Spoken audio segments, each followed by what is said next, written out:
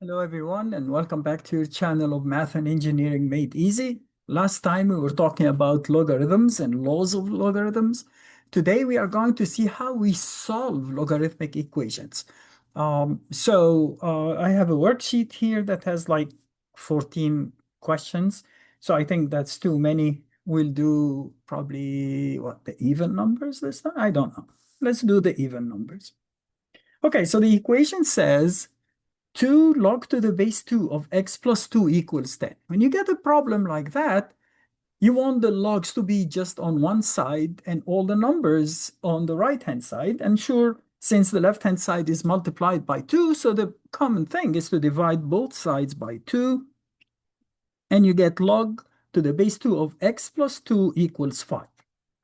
Remember, last session we said that the meaning of log to the base b of some number, I can't remember, we said c or a, it doesn't matter, a equals c, it means b to the c equals a. So if we apply the same logic here, we say 2 to the fifth, 2 to the power of 5, which is the right-hand side, base to the power of the right-hand side equals whatever we are taking the log of. So equals x plus 2.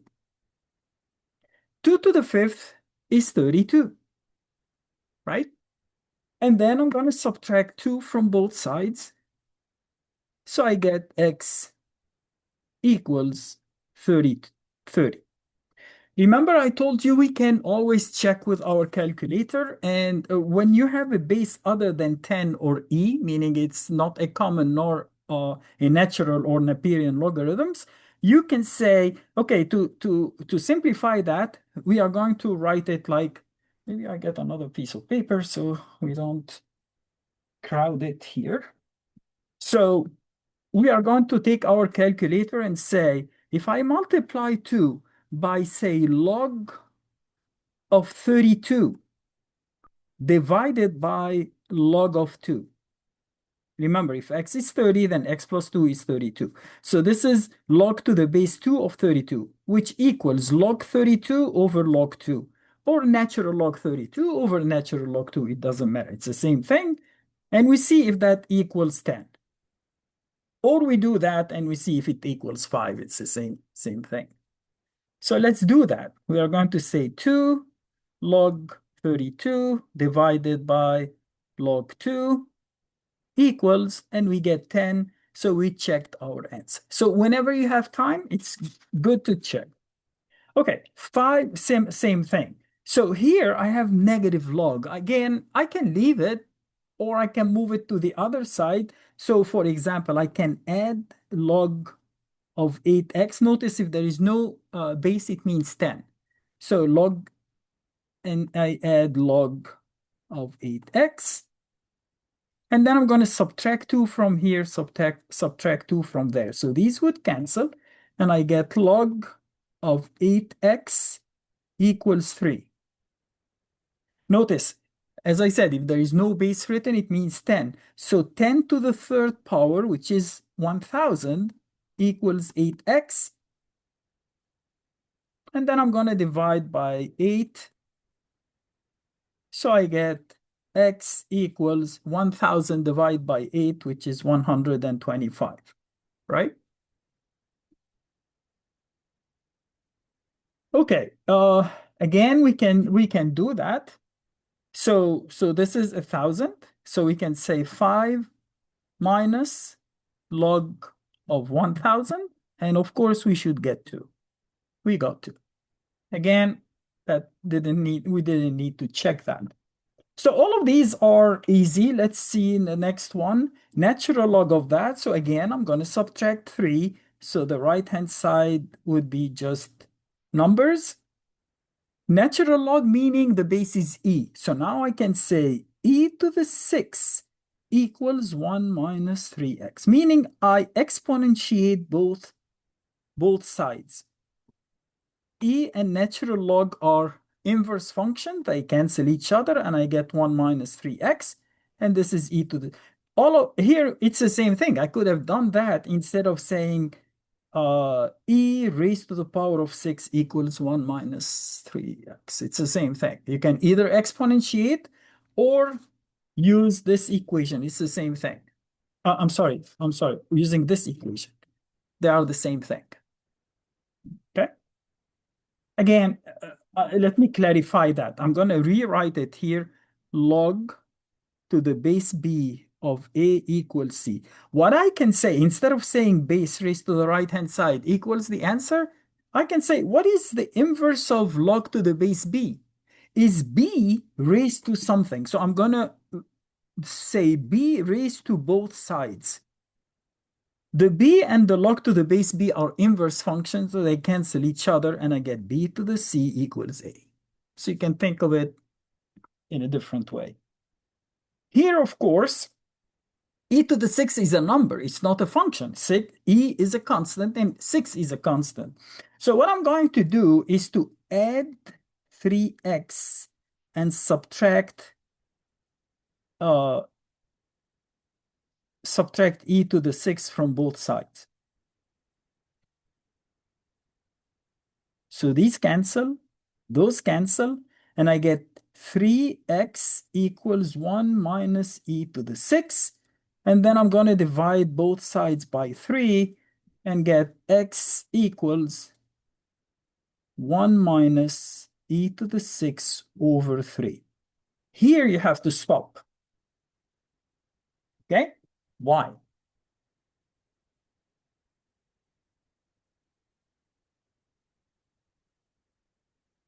Why do you have to stop? Because e to the 6 is a huge number. 2 to the 6 is 64, and e is greater than 2, right? It's between 2 and 3, closer to 3. So this number is negative, meaning 1 minus the negative sign, 1 minus that would be positive. So you had to check that, because if you end up with this value being negative, we said there is no natural log of negative sign. But here, it's 1 minus a negative value, so it would be 1 plus the value, so that's okay. First, and again, we can check that at the end. But this is something you always have to check. Does it make sense? Are you taking the log of a negative number or not? So this equals 1 minus, of course, that would be a huge number, right? E to the 6 divided, let's delete that, divide by 3. So that's a negative 134.14. Let's check. If I say natural log of 1 minus 3 times this number, so as I said, when you multiply minus 3 times negative, that would be positive. And we see if we get 6. Yes, we got 6. So we check the value. Okay? The x can be negative, but the quantity between parentheses of the natural log cannot. But we have to do that. Number 8. We had to check. It's always a good habit to check for natural log. Log to the base 6 of that plus log to the base 6 of that equals 2. Remember when we had log of a plus log of b, it's log of a times b. I can combine these two and say log to the base 6 of x times 2x minus 6 equals 2. Okay? Now I can say 6 to the power of the right-hand side equals that, or I raise both sides to the power of 6. So I can 6 raised to this power equals 6 raised to that power. The 6 and the log to the base 6 are inverse functions. They cancel each other. I distribute the x, so I get 2x squared minus 6x. The right-hand side is 6 squared, or 36. So I'm going to subtract 36 from both sides. And I get 2x squared minus 6x minus 36 equals 0. I can simplify by 2. So I'm not going to say divide by 2. I'm just going to write it down.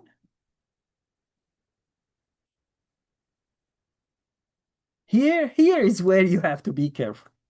So I can factor that as x minus 6 times x plus 3, right? I need two numbers that multiply to negative 18, and their difference is negative 3.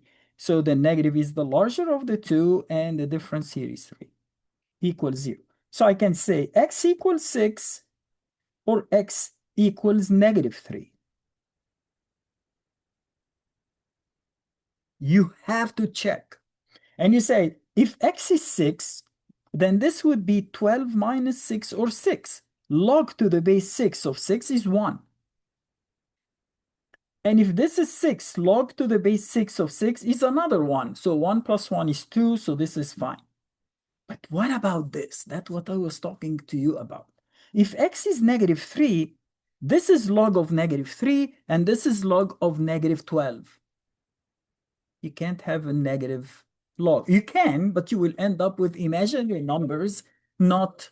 So we haven't covered that, and we say this is extraneous answer. That's why we always have to check at the end. Okay? And I think this leaves us, oh no, we still have 10 and 12. Well, these are, no, 12 and 14, because now they are bonus. They were given bonus here. Okay, so let's look at that. 3 log to the base 6 of x minus log to the base 6 of 6x equals, oh my God, there is a lot of logs. So I have to bring all the logs to one side by adding log. By the way, this number is 2, right? Are you? 36 is 6 squared. So when I say that equals 2, so that would be minus 2. We can say 3 minus 2. But I'm assuming we are not going to worry about that for now. I'm going to add log to the base 6, excuse me, of 36 to both sides. So the left-hand side now is log to the base 6 minus log to the base 6 plus log to the base 6. So when it's positive, I multiply. When it's negative, I divide. But before doing that, do you see that this guy is log to the base 6 of x cubed? Did you see that? Remember when we said log to any base of a raised to the power of c equals c times log to the base b of a. The exponent becomes a multiplier, or the multiplier can become an exponent. So here I'm going to say log to the base 6, and I'm going to combine all these three. How? This guy is x cubed. This guy is 36. Minus meaning I'm going to divide. This guy is 6x equals 3. Do you see what I did? When you have plus, you multiply. When you have minus, you divide. It's exactly the opposite of what we said before. We said log to any base of a plus log to any base of b equals log a times b. And if it's minus, it becomes division. So these were added, so I multiply them. And these were subtracted, so I divide. X with x cubed becomes x squared. 6 with 36 becomes 6. Now if I raise to the power of both sides, I say 6 to the power of this equals 6 to that power, which is 216. And those cancel. So I get, am I going too fast? I raised both sides 6 to the power. Why 6? Because this is log to the base 6. And I say log to the base 6 and 6 raised to a power are inverse functions. They cancel each other.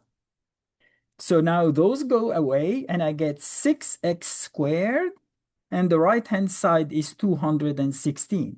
Dividing by 6 both sides, I get x squared equals 36.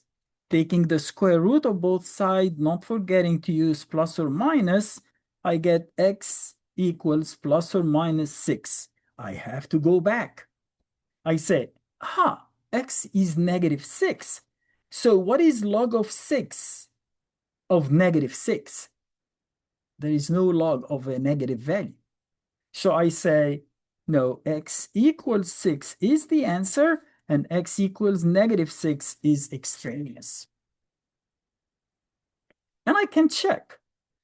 Well, in fact, I don't need really to check. If x is 6, then this guy is 1, right? Log to the base 6 of 6 is 1, because 6 to which power is 6? 1.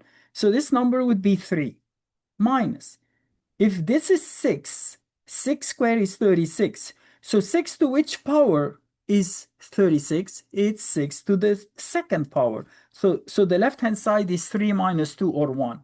What is the right-hand side? 3, like this 3, minus log to the base 6 of 36 is log to the base 6 of 6 squared, which is 2. So 3 minus 2 equals 3 minus 2. But the -6 won't work. Always check. Alrighty, let's move to number 12. This is a word problem. It says the speed of the wind, S in miles per hour, near the center of a tornado, and the distance d in miles that the tornado travels are related by this model. S equals 93 log d, which is the distance, plus 65. On March 18th, 1925, a large tornado struck portions of Missouri, Illinois, and Indiana. So Missouri, Illinois, and Indiana, with a wind speed at the center of about 283 miles per hour. That's the S. Approximate the distance traveled by this tornado. So we want the approximate value of D. We have S, which is 283, equals 93 log D plus 65. So I'm going to subtract 65 from both sides. First thing we do. And I get that equals 218. It means when I divide both sides by 93, I get log D equals 218 over 93. So D equals, notice this is the base 10. So 10 raised to this power equals D. Or I raise both sides to 10 by the power of 10. 10 and log cancel, and I get D equals 10 raised to the power of 218 over 93. You don't need to evaluate that. You can use second 10 to the x, or simply write 10 to the power. It's the same thing. 10 raised to the power of 218 over 93. And you get 221. If we are going to approximate the distance, so we'd say 221 miles. Notice that I could have said 10 to the power. It's the same thing. 218 over 93. And you get, of course, the same value. So either you type the 10 or you use this button. So I don't really know why they added this button. But probably because the opposite is log. So they put log and its inverse, natural log and its inverse, e to the x. Because you also have e, so you can do e and then raise it to a power. Or a shortcut is to use second e to the x. Last one. Oh, this is similar to that. Why did they say bonus? Anyway, I'm going to subtract log to the base 4 of 48 from both sides.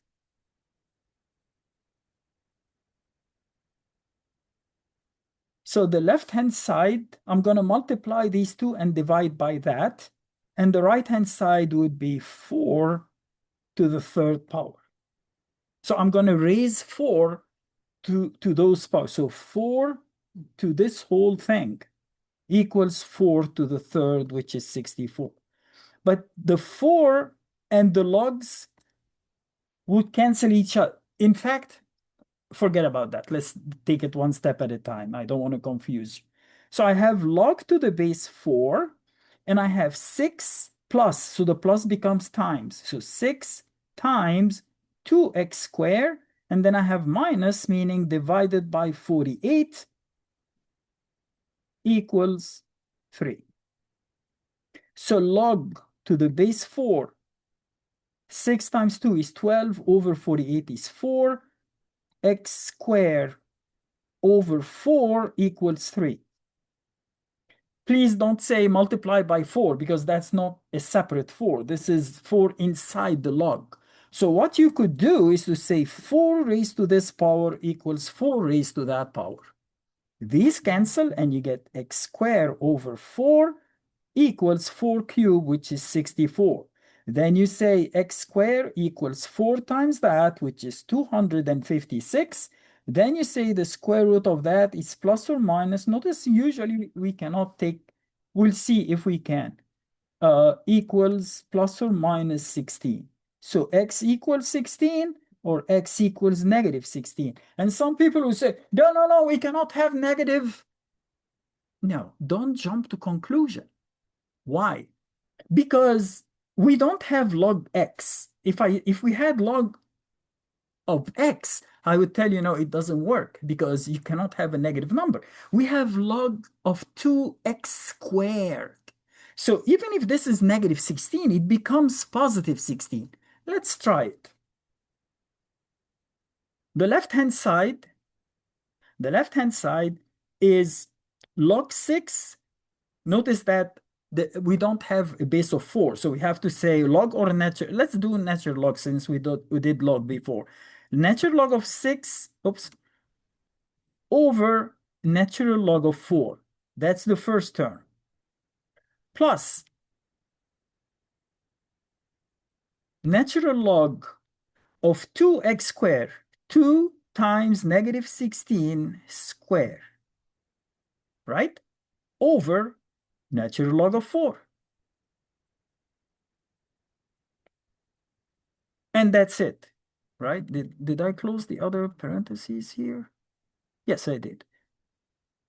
So I get 5.792. Let's look at the right-hand side. 3 plus. This time, instead of doing natural log, I'll do log. It really doesn't matter. Log of 48 divided by log of 4. Exact number.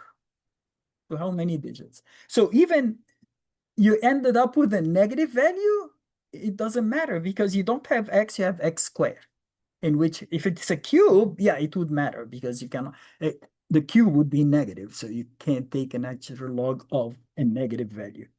And I think that's pretty much what you will get in your regions for logarithms. I already, as I said, solved, can't remember, 2 or 3 back exams. So you will definitely find a log problem there. And that's it for today. Tomorrow, I'm going to go over something that I don't know. I was debating, should I start it earlier? And that's basically functions. So you already know functions from Algebra 1, but here we are going to see some easy operations like how you add two functions together or subtract them or multiply them or divide them or composite them. That's the new thing we are going to learn in our next session. I probably will tape it now because I have free time, and then it's quiet at night, so I'll do that, but I will gonna post it tomorrow, or we'll see. So I just want to get this out of the way, and so we are approaching the end of the course, but we have to cover that. So until I see you again, I wish you all the best. Have a great day.